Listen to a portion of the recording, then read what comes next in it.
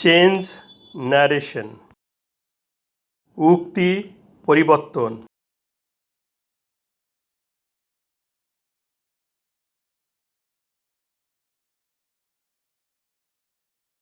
এখন direct স্পিচকে indirect স্পিচে রূপান্তর করব।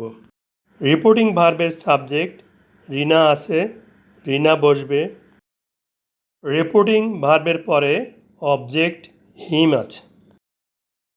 রিপোর্টিং ভার্বের পরে অবজেক্ট থাকলে রিপোর্টিং ভার্ব পরিবর্তিত হবে। Reporting verb said past tense.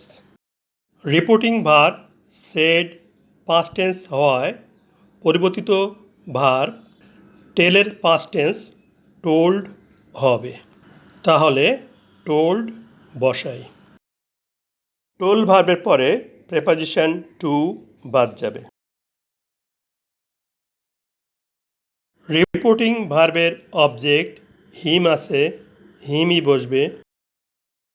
Inverted comma বা কমা কোটেশন উঠে যাবে।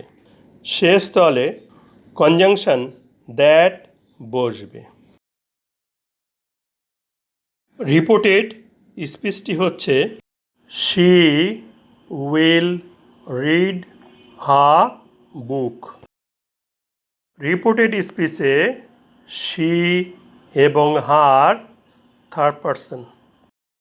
রিপোর্টেড স্পিচে third person he, him, his, she, her অর্থ তাকে, হা অর্থ তার, দে, দেম, দেয়া বা অন্য কোনো থার্ড পারসন থাকলে উহার কোনো পরিবর্তন হবে না। রিপোর্টেড স্পিচে শি থার্ড পারসন। রিপোর্টেড স্পিচে থার্ড পারসন থাকলে উহার কোনো পরিবর্তন হবে না। শি আছে, শি বসবে। রিপোর্টেড স্পিচে অক্সিলারি ভার্ব উইল এবং principal verb verb one read আছে। তাহলে এটি future indefinite tense. Future indefinite টেন্সের প্যাটার্ন অক্সিলারি ভার্ব শ্যাল বা will plus principal verb verb one.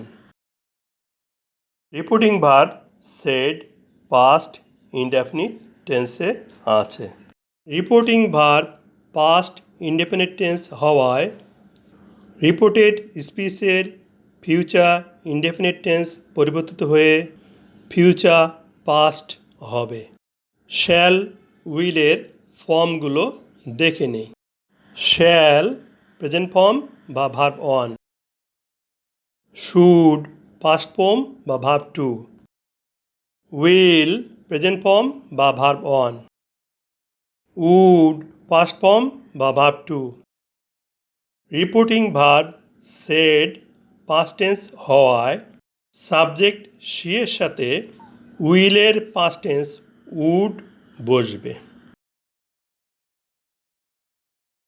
Principal verb read আছে, রিডই বসবে।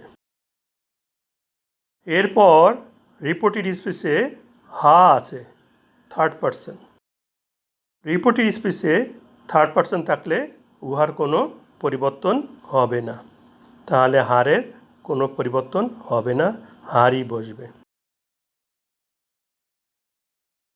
এরপর বুক নাউন আছে থার্ড পারসন সিঙ্গুলার নাম্বার, এই জন্য উহারও কোনো পরিবর্তন হবে না, বুক বসবে। বাক্যের শেষে ফুল স্টপ বসবে।